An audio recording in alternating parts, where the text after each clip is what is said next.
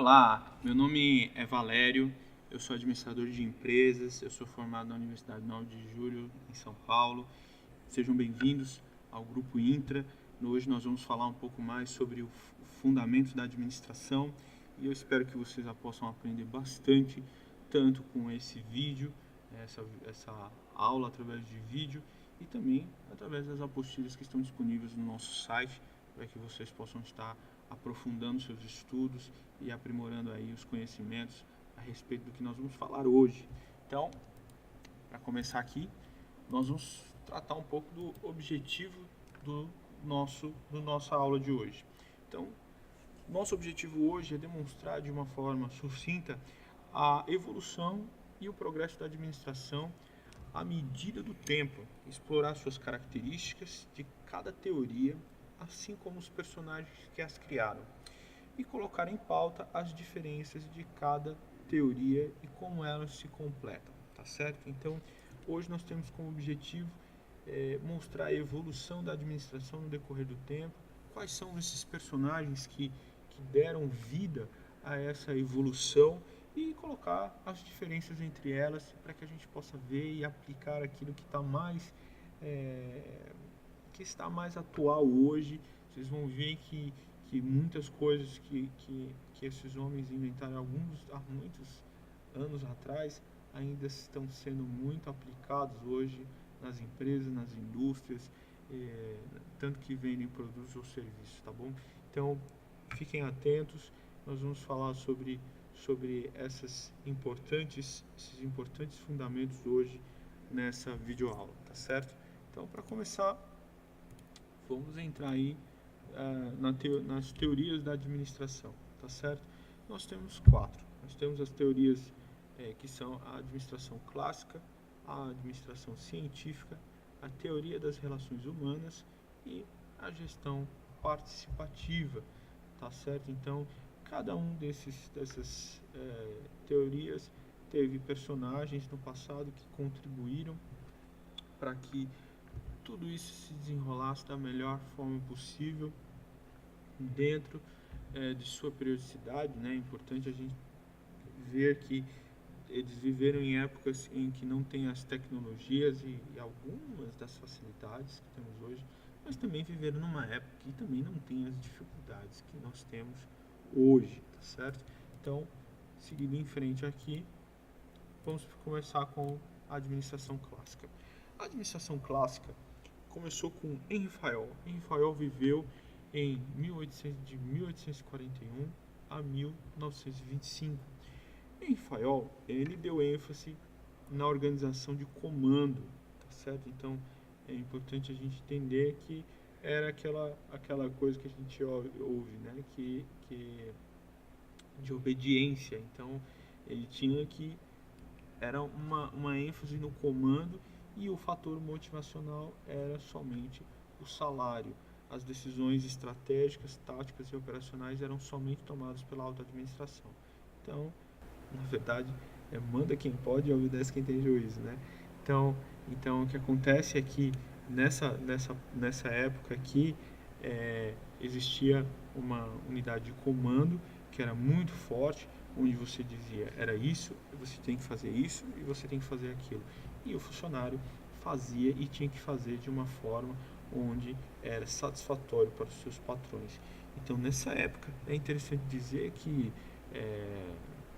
era uma época onde as pessoas permaneciam muito tempo em seus empregos, né? Não é como hoje, que as pessoas ficam um ano e meio. Hoje em dia, a gente vê uma rotatividade muito maior entre as empresas, que essa época não acontecia, mesmo tendo essa organização focada no comando, tá certo? Então, é importante a gente entender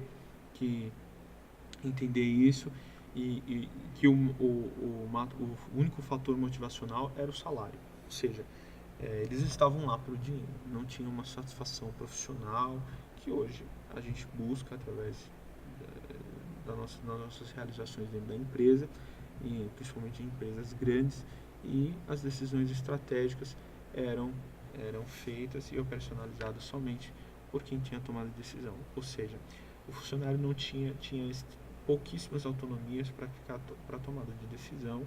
Ele tinha que sempre estar perguntando o que precisava fazer para que as coisas pudessem acontecer, tá certo? Então, seguindo em frente aqui, vamos ver a administração, definição de administração para Fayol, tá certo? Então, deixa eu voltar aqui. Então, vamos lá. Previsão. Vamos ler junto aqui no slide. Avalie o futuro e o aprovisionamento dos recursos em função dele. Esse é o primeiro. Então,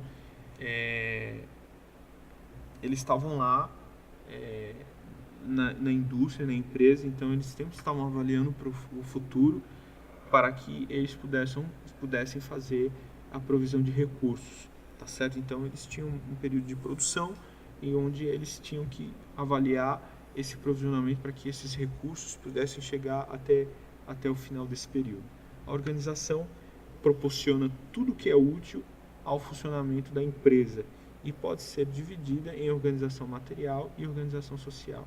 Então, existia uma organização fundamentada naquilo que eles precisavam para produzir, tá? E a organização social era onde cada um ficava dentro daquilo que era estabelecido no momento de produzir aquilo. A gente está falando mais sobre indústria, porque era o que predominava nesse período, tá? E aí tinha um comando, que é aqui o terceiro item da definição. Leva a organização a funcionar. Seu objetivo era alcançar o máximo de retorno de todos os empregados no interesse dos aspectos globais do negócio, tá certo? Então,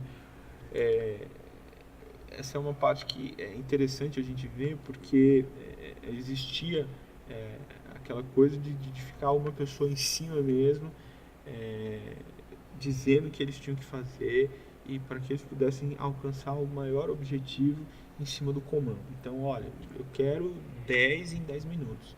E aí eles tinham que fazer 10 em 10 minutos. Então, existia uma coisa de comando mesmo que precisava ser realizada dentro daquele período para que eles pudessem encontrar e buscar melhor aquilo que eles tinham que realizar. Então, o comando era algo muito predominante para a administração, segundo Fayol.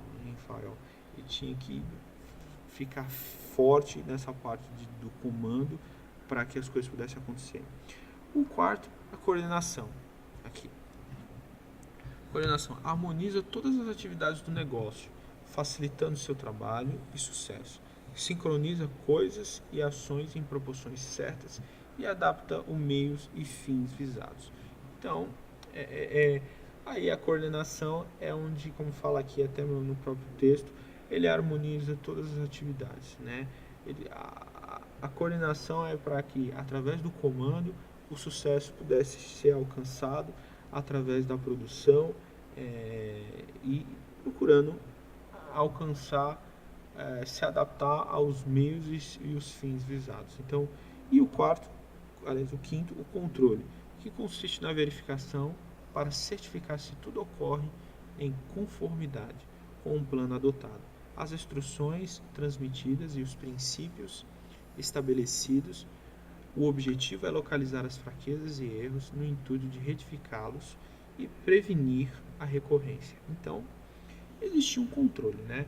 Então, quando a gente tem fala de produção, o controle é importante. Controle de perda, controle de quanto material está sendo, quantos produtos estão sendo produzidos num determinado período de tempo e se está sendo conforme o plano que tem sido adotado dentro da produção. Então, para Fayol, isso era muito importante, porque assim, além do comando, o comando precisava ser direcionado, ele precisava ter o controle, não era só dizer, vamos fazer, mas fazer o quê? Entendeu? Então, para Fayol, o controle era importante para se certificar de que a conformidade era a conformidade naquele plano que era adotado e que precisava ser transmitido para os funcionários para que eles pudessem saber o que fazer, era importantíssimo. E também identificar aqueles possíveis erros que podiam acontecer, principalmente às vezes que levavam a um certo prejuízo, perda de material,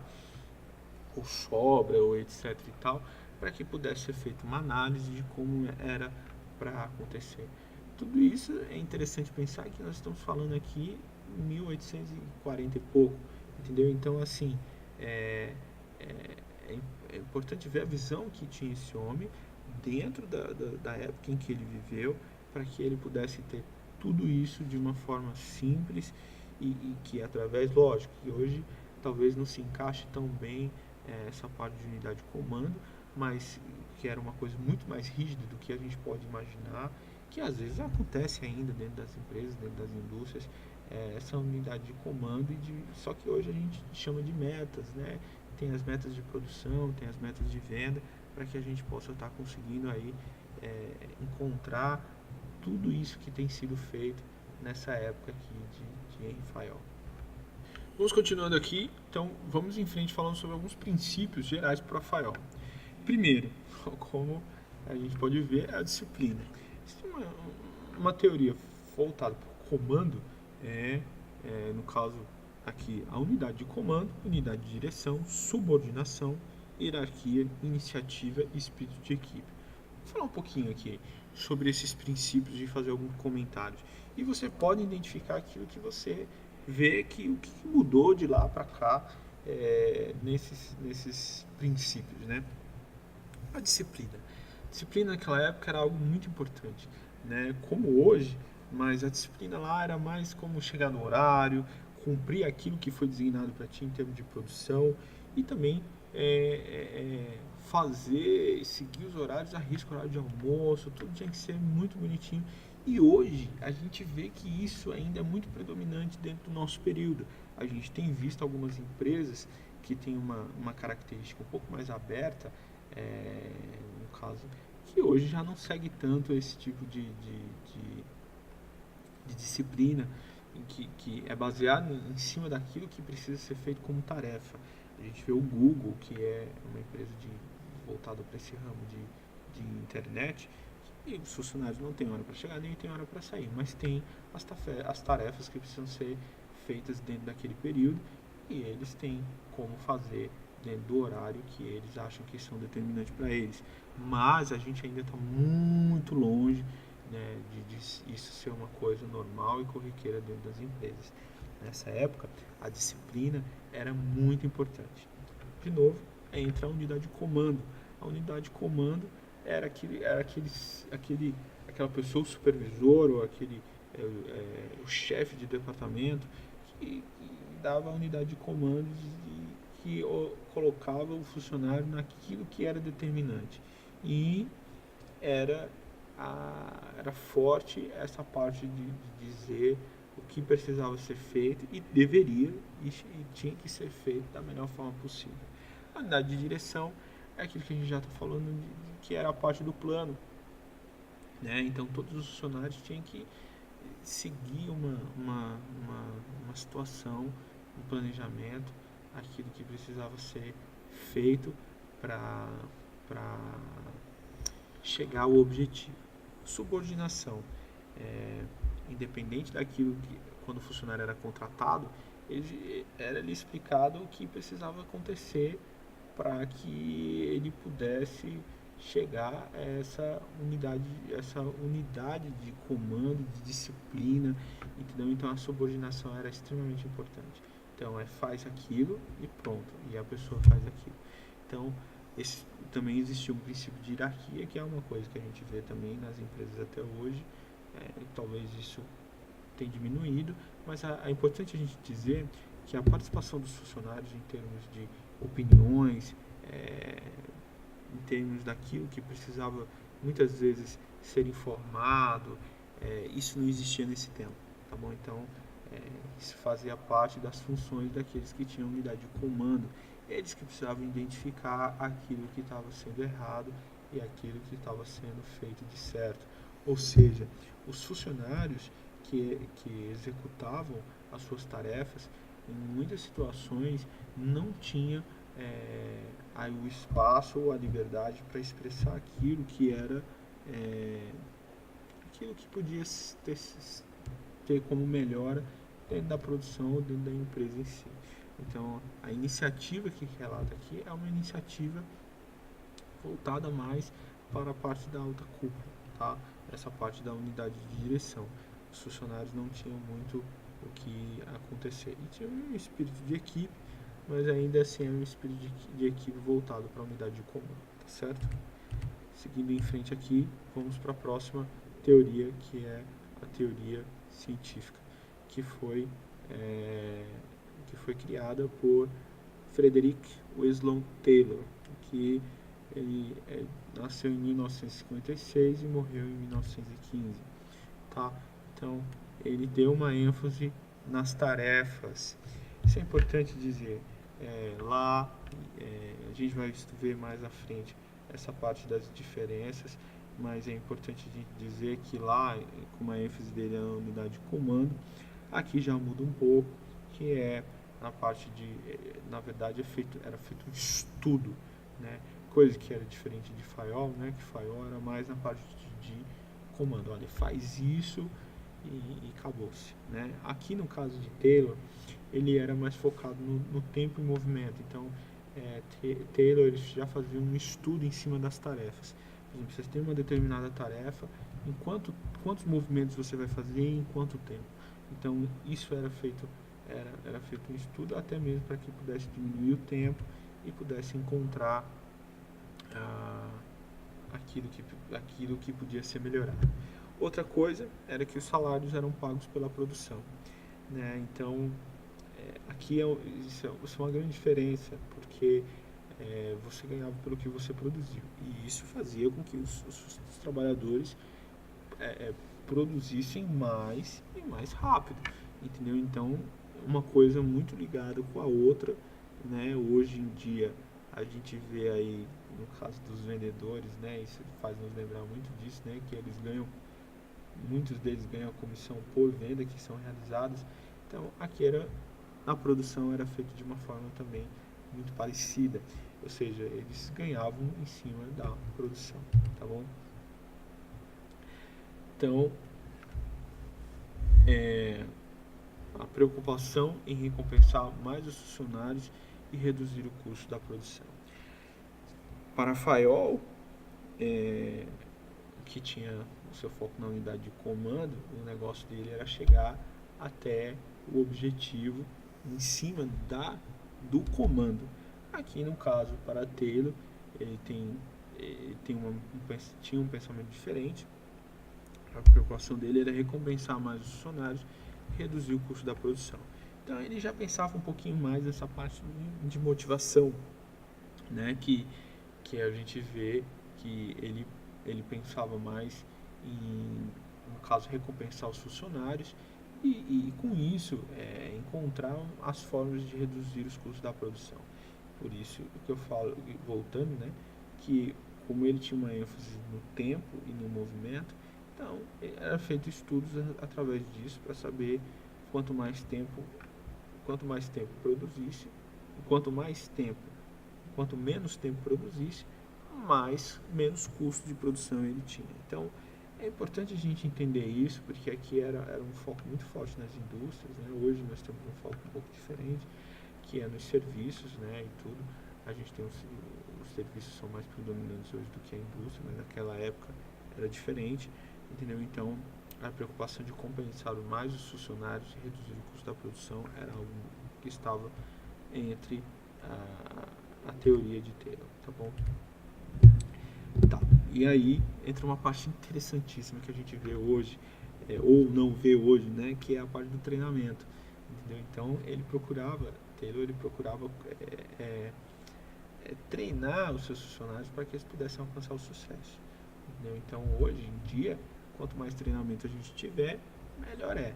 Naquela época, no caso para Fayol, não era uma coisa que era muito ligada, mas no caso Taylor ele tinha essa ideia de treinar os funcionários para que eles pudessem alcançar o objetivo, que era aumentar a produção e minimizar o custo. Então, isso para Taylor era muito importante.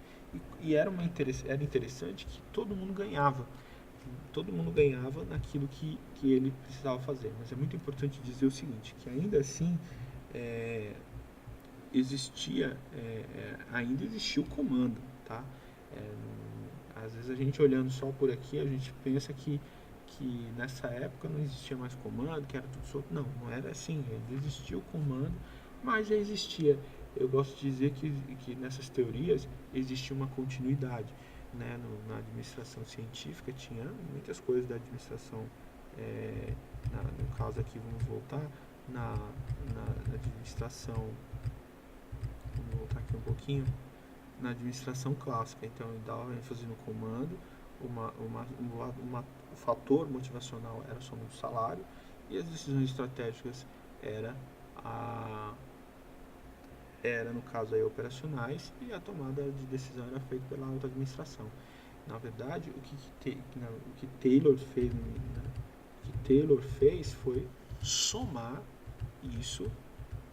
tudo isso à administração científica, certo? Tá bom? Então foi isso que Taylor acabou fazendo.